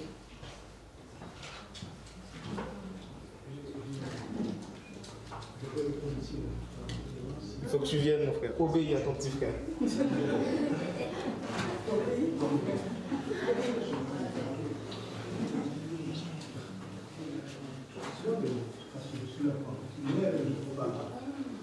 Je vais soumettre à mon éminence. Sois méchant, mon frère. Alors Sandra, tu es à l'honneur, tu peux poser ta question en première, comme tu es la seule pour l'instant qui a une question à poser de vive voix. D'accord, merci. Est-ce qu'après le décret de mort, il y aura des morts? Vous avez compris? Oui. Non. C'est pendant le décret, c'est quoi? Non, parce qu'avant, les morts, s'ils versaient leur sang, c'était comme une semence pour produire toujours des saluts. Mais pendant le temps de détresse, non, il n'y a pas de raison pour mourir. Donc, ils vont souffrir beaucoup, mais pas de mort. Il y aura des martyrs, mais avant. Mais pendant Le temps de détresse, non. C'est écrit ça. Vous marquez trouver la référence. C'est tout à fait juste. Il y a des martyrs avant, mais pas après. Est-ce que c'est bon? Oui. Ah oui, les méchants, oui, les justes. Parmi les questions que nous avons reçues, donc il était demandé, effectivement, est-ce qu'aucun des 144 000 ne mourra pendant l'année que durera les plaies? Ah. Donc on a répondu à cette question-là. Non, mais il y a des précisions qu'on peut apporter. Une partie des 144 000 sont dans le Kéol, c'est-à-dire sont dans le séjour des morts. Je pense à la sœur Watt, il y a bien d'autres frères qui ont accepté la vérité. Bien sûr, ils ne sont pas nombreux.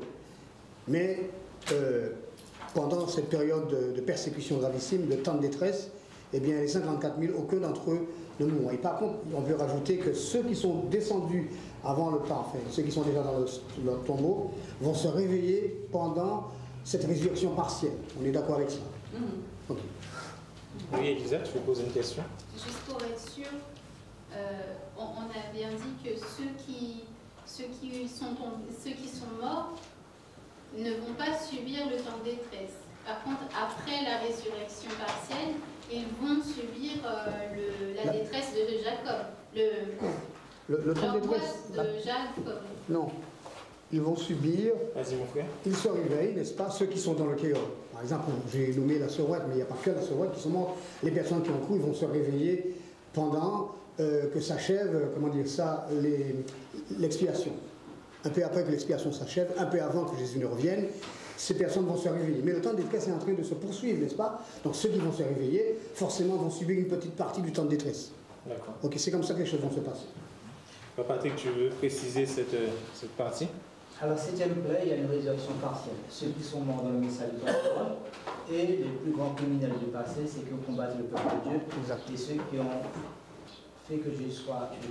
Mais n'oubliez pas qu'à la 7e plaie, à la voix de Dieu, d'accord? Ce n'est pas la voix du Fils, à la voix de Dieu, il y a une résurrection partielle. Eux, quand ils ressuscitent, ils entendent le retour de Jésus. Ils sont glorifiés. D'accord? Pas immortalisés. Pas immortalisés, ils sont glorifiés. Ce qui veut dire qu'à ce moment-là, cette gloire du Saint-Esprit leur donne une force. Ils subissent peut-être quelques secondes le temps de boîte de Jacob, mais pas beaucoup. Pourquoi? Parce qu'ils sont glorifiés. Merci. Est-ce qu'il y a d'autres questions concernant cette partie-là que vous avez? D'accord. Une autre des questions. Qu'est-ce qui montre que 144 000 est un nombre réel et pas symbolique? Frère Albert? À cette question, on peut répondre que tous les chiffres du livre d'Apocalypse sont réels. 7 plaies, c'est 7 plaies. 7 trompettes, c'est 7 trompettes. 7 sauts, c'est 7 sauts. 144 000, c'est 144 000. Vous comprenez? Je ne sais pas si j'arrive à vous convaincre. Donc, ce n'est pas des chiffres symboliques, ce sont des chiffres réels. Bien sûr, il y a des frères, des personnes pertinentes qui ont pu dire que ce sont des chiffres symboliques, mais en réalité, ce n'est pas le cas.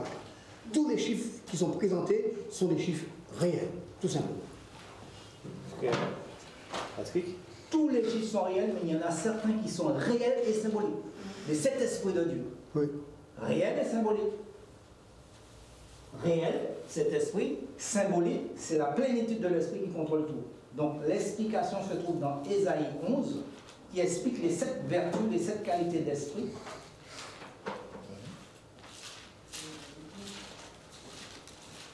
Ok? Donc, les 7 esprits de Dieu. D'accord? On va essayer de trouver 7 qualités à l'esprit de Dieu. Ésaïe 11 à partir du verset 1. Verset 2. Il est dit, l'esprit de l'Éternel reposera sur lui. Esprit de sagesse. 1. D'intelligence. 2. De conseil. 3. De force. 4. De connaissance. 5. De crainte de l'Éternel. 6. Il manque un 7e, n'est-ce pas? Verset 4. Fin du verset 4. Et du souffle de ses lèvres, il fera mourir le méchant. Lorsque Dieu a créé Adam et Ève, qu'est-ce qu'il a fait? Il souffla sur eux, il leur donna la vie. Dans 2 Thessaloniciens 2, verset 8, il est dit que quand Jésus revient, il détruit les méchants par le souffle de sa bouche, il éclate son avêtement. La 7e vertu d'esprit, c'est la qualité de donner la vie ou de prendre la vie. Amen. Merci, Céro. Premiers écrits. Je vis des anges accourir ça et là dans le ciel. L'un d'entre eux, muni d'une écritoire, revenait de la terre et rapportait à Jésus que son œuvre était achevée que les saints avaient été comptés. Ça veut dire que 1, 2, 3, ça c'est compté. Hein? Compté et scellé. Dans le même chapitre, il y a une phrase qu'il manque dans la version française. D'accord. Never case was decided, every duel numbered. Chaque cas fut décidé, chaque joyau compté. Vous pouvez regarder, dans le français, il n'y a pas. Mais anglais, portugais, je pense que roman, tout ça dedans. Mais sauf français, mais pourquoi? C'est le même chapitre, à la page 2, 7, 9, dans la version française. Premiers écrits. 2, 7, 9. 277. En français, en anglais, c'est Early Writings, page 280, c'est ça? Oui, tout à fait, tout à fait. Donc il y a cette phrase-là. Il manque dans la version française. Every case was decided, every girl numbered. D'accord. Donc c'est réel, c'est compté. 1, 2, 3, c'est compté. C'est pas symbolique. Non, non, c'est vraiment compté. En plus, bon, la Bible n'a pas été écrite en français, mais si vous regardez dans la Bible, lorsqu'on dit au nombreux, dans toute la Bible en français, au nombreux c'est toujours le nom. Okay? Il y avait, je sais pas, vous prenez tous les noms dans la Bible, lorsqu'on dit au nombre de temps, tout c'est le même nom. Donc tout serait dans le même nom, sauf les 144 000, soit on est honnête, soit on est malhonnête. Si tu me dis les 144 000, c'est pas au nombre 2, c'est pas 144 000, tous les autres dans la Bible, de la Genèse jusqu'à l'Apocalypse, au nombre 2, il faut dire que c'est pas le nom. Ce que je peux rajouter, moi, c'est que on nous parle d'une grande foule, n'est-ce pas? Il y a la grande foule que personne ne peut compter. Mais quand même, il y a un nombre que Dieu connaît. Mais en ce qui concerne les 54 000, on dit 12 000 de chaque tribu. Donc c'est compté. Donc il faut bien analyser et comprendre ce qui est révélé. Donc ceux qui disent que c'est un chiffre symbolique, c'est pour les arranger. Mais en vérité, c'est 144 000. Voilà. Une dernière participation et on va passer à la question suivante. Lorsque Noé, il y a eu un nombre de personnes qui se sont 8, c'était symbolique ou literal? C'était beaucoup ou peu? Les choses sont encore autant d'heures? Non, mais il est écrit.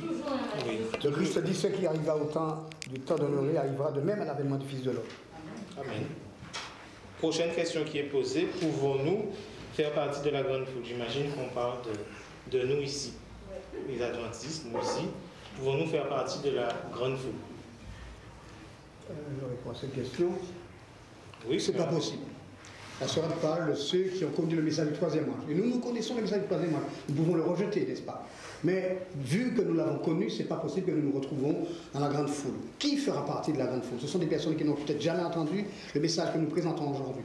Ces personnes-là, si elles aiment Dieu, elles ont obéi à ce qu'elles savaient de vérité, eh bien elles feront partie de la grande foule. Mais ceux qui ont connu la vérité telle qu'elle est en Christ, à savoir le message du troisième ange, le message du premier et du second ange, ces personnes-là n'ont pas d'autre choix que d'être dans le nombre des 144 000, tout simplement.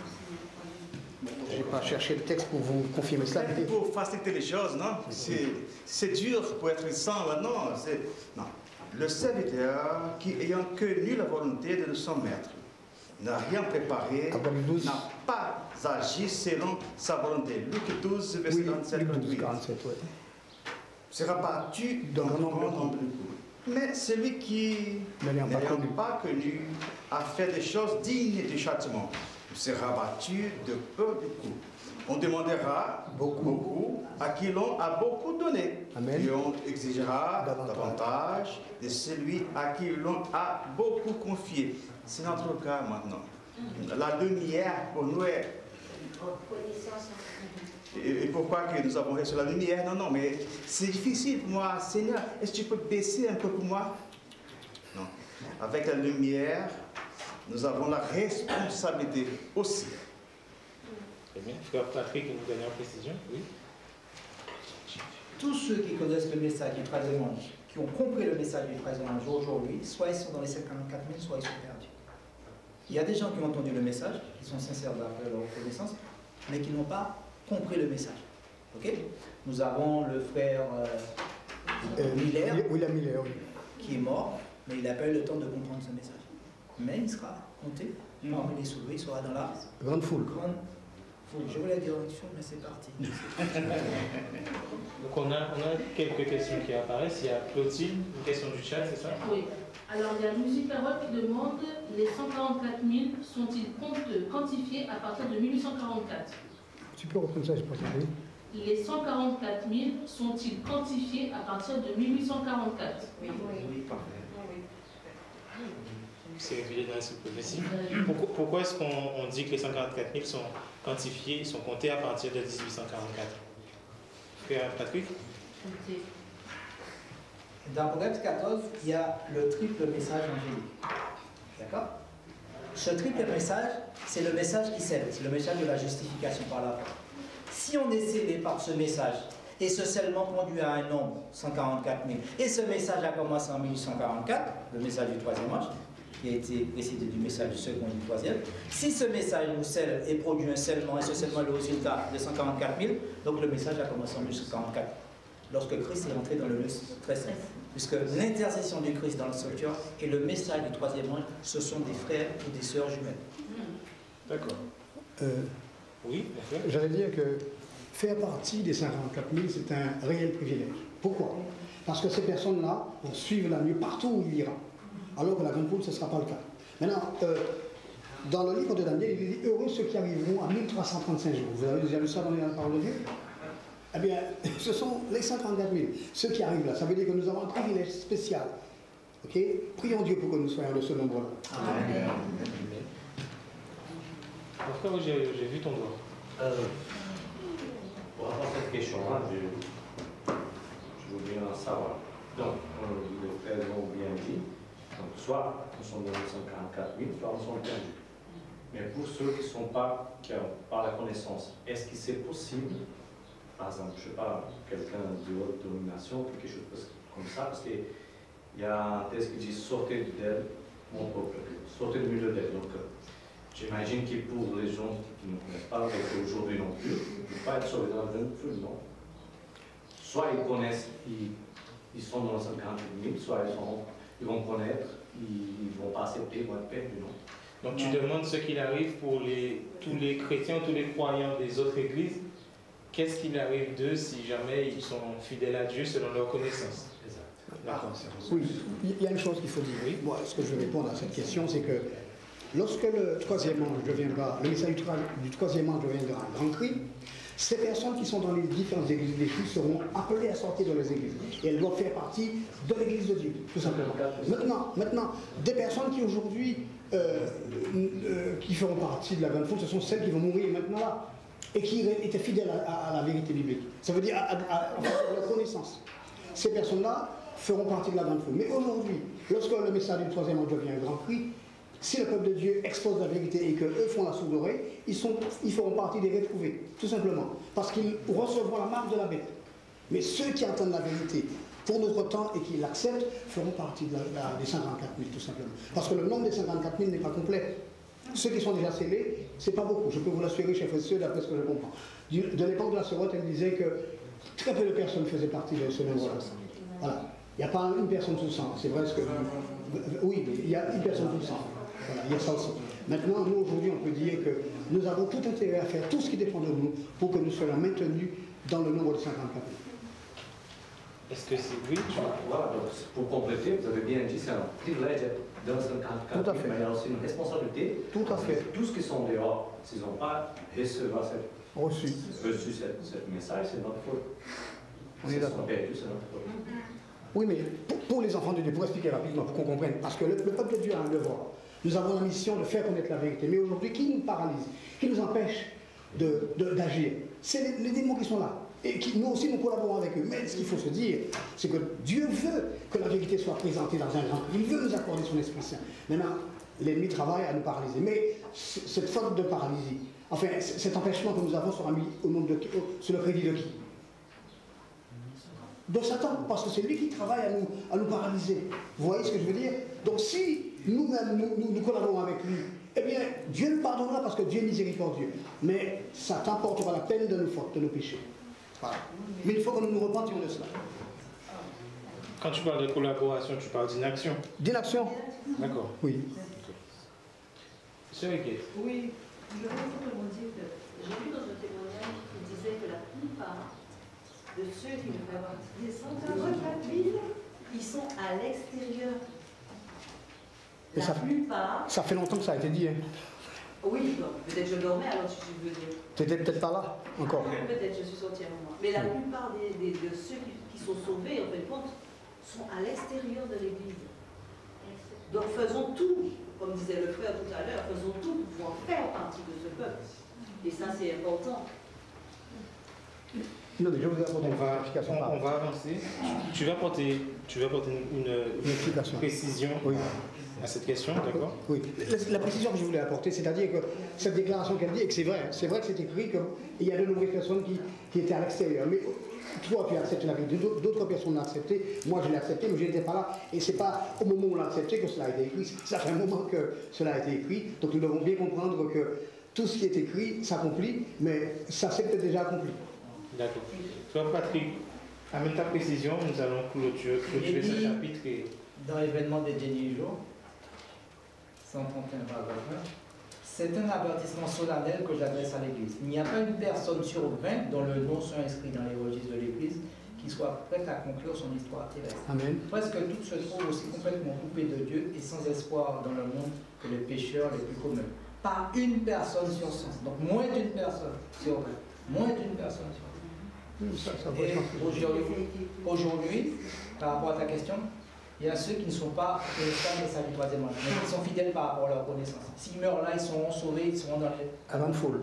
Mais s'ils entendent le message du troisième âge, ils n'acceptent pas qu'ils seront perdus. Amen.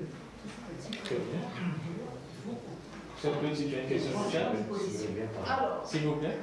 Il y a encore Musique Arrête qui me demande à quelle date ou période va se réaliser le grand réveil suivi de l'effusion du Saint-Esprit? Est-ce hors de la mise en place du décret? Tu peux reprendre, j'ai pas entendu, à quelle date ou période va se réaliser le grand réveil suivi de l'effusion du Saint-Esprit? Est-ce lors de la mise en place du décret? Frère Patrick? Dans le futur sans date. Je soutiens cette idée. Si j'ai bien compris seulement, si c'était après... Avant ou après, c'était ça la question. La sœur, elle essaie de situer par rapport au décret dominical, est-ce que le grand cri sera avant ou sera après? L'image de la bête provoque la loi du dimanche. Pour qu'on puisse faire une loi du dimanche, il faut que le pouvoir religieux contrôle le pouvoir civil. Ce pouvoir étant uni forme une image à la bête. Cette image peut décréter une loi qu'on appelle la loi du dimanche. Donc, ça va être, si vous voulez, je cherche le texte, je vous le dis. Je cherche le texte.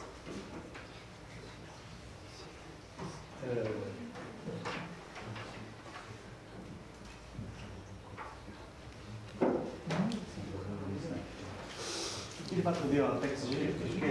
Est-ce que vous voulez faire une pause avant de reprendre le moment de question? Non. Ça va? Oui. Parce qu'il y a une petite coupure sur Internet. Ah, comme ça? Ok. On peut chanter. Sœur Ronnie, note bien ta question, grâce de l'anglais. J'espère ne pas l'oublier. Bah attends, j'arrive. Tu l'as noté?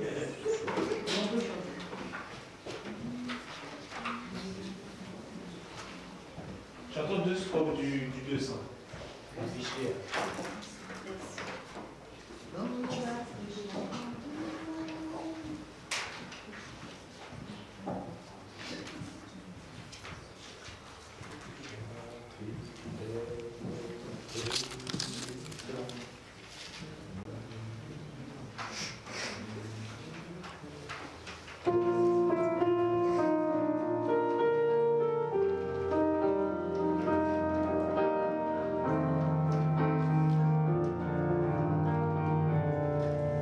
Dans